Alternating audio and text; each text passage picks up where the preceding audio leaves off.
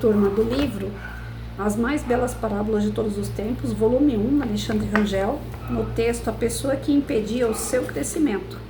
Uma empresa estava em situação muito difícil, as vendas iam mal, os trabalhadores estavam desmotivados, os balanços há meses não saíam do vermelho. Era preciso fazer algo para reverter o caos.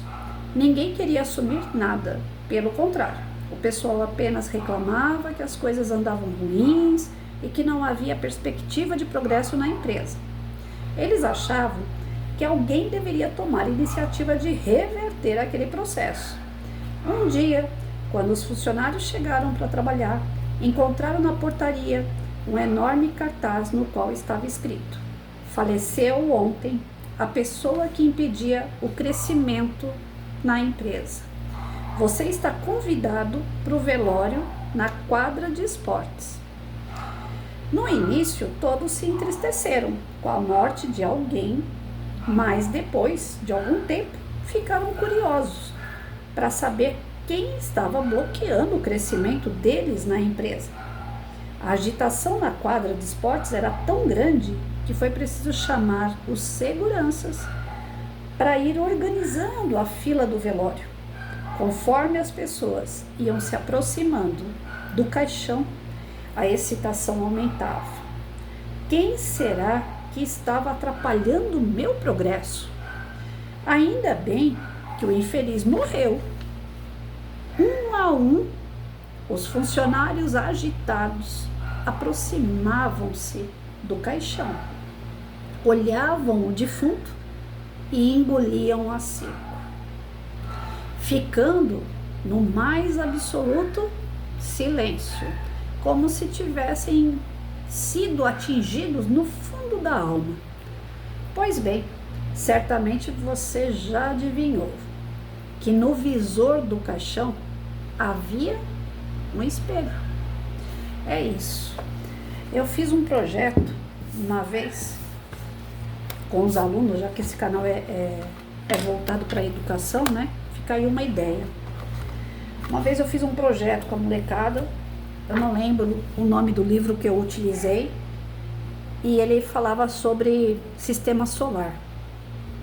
Aí eu trabalhei os sistemas, tal, em geografia, trabalhei galáxia, trabalhei planeta Terra, a casa deles, a escola deles, onde eles estão, localização, trabalhei, explorei o mais que eu podia, né? Eu sempre começava, na minha época, não era como hoje, que já apareceu outras galáxias aí, planetas, mas na minha época, os livros didáticos vinham lá, galáxia, os 9 planetas, que depois eu ainda peguei aquela revisão que o Plutão virou planetóide, mas ainda assim a gente trabalhava o Plutão não mais como planeta, mas que fazia parte do sistema, né?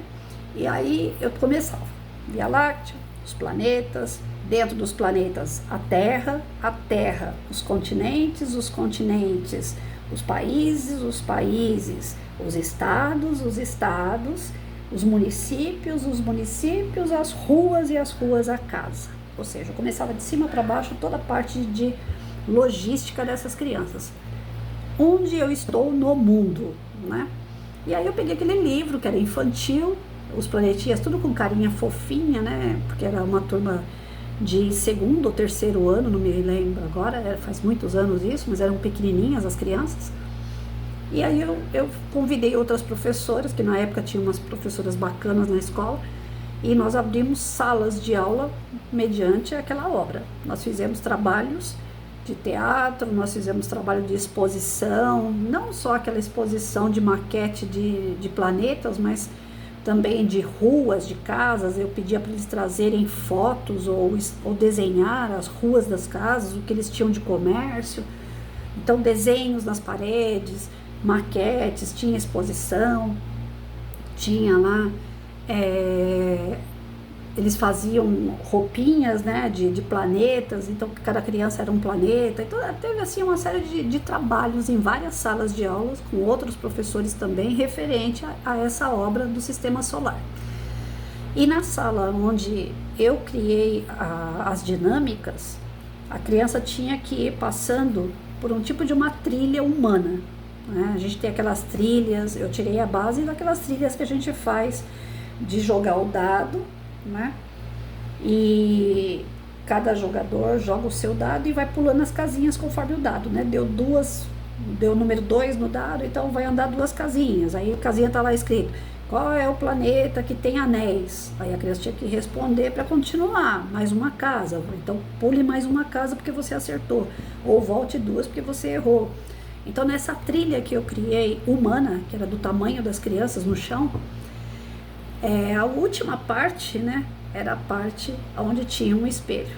Aí embaixo assim do espelho tá: o único responsável pela sua rua, seu estado, o seu país, e até chegar, né? Aí eu fiz o sistema contrário, né? O único responsável para chegar até o sistema lá, né? Até a galáxia, e viver num ambiente confortável, bom, bonito, saudável.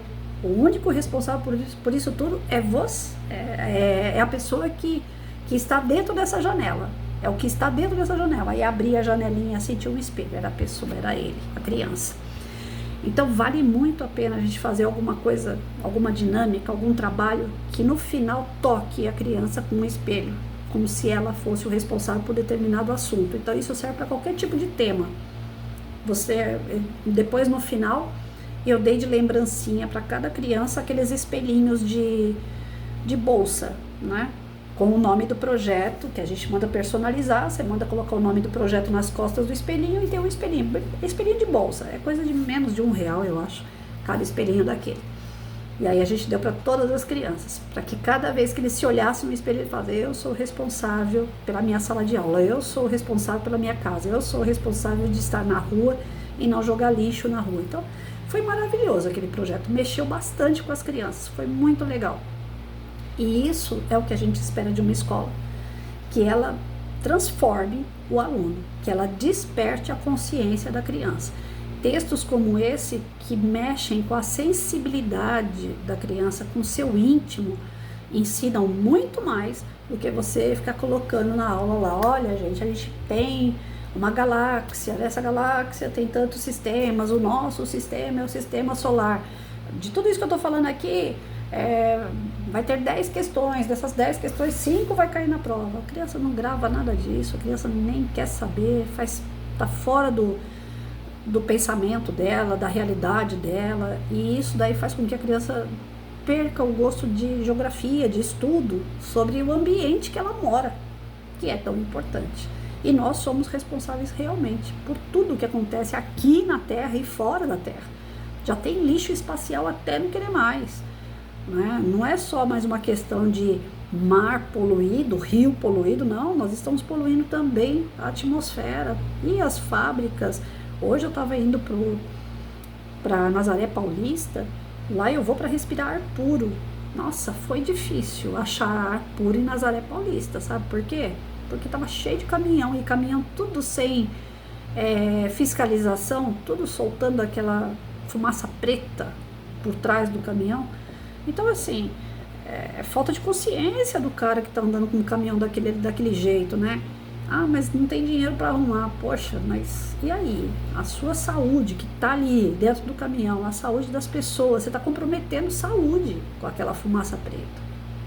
Então, se a criança sabe que ela pode prejudicar alguém fazendo isso, ela tem real consciência que ela é responsável pela saúde de pessoas, eu acredito que de 50, pelo menos a metade, 25, né, vai arcar com a sua responsabilidade de acordo. Vai ter sempre aquele sem noção, isso infelizmente, mas é uma questão de consciência. Então as pessoas precisam ter consciência das suas atitudes. E textos como esse, lógico que fazem refletir a respeito disso. Eu acho super válido, é bem melhor do que aquela aula de geografia formal, que aquela ali não pega ninguém. Hoje em dia, então, com computador, internet, coisas assim dinâmicas, né, na rede social, o cara fica só ouvindo o professor falar que tem 8 planetas, que né, dos 9 virou planetóide, aquela coisa toda teórica. O aluno não tem maturidade, ele não aguenta ficar vendo aula assim, para ele é chato, e aí ele perde interesse e não vai ter consciência. Então, procurar despertar as crianças sempre com textos assim, que mexam no íntimo dela, Mexeu no íntimo dela, pode ter certeza que ela vai despertar e ela vai crescer, ela vai se transformar. E nossa meta enquanto professora é essa, é transformar.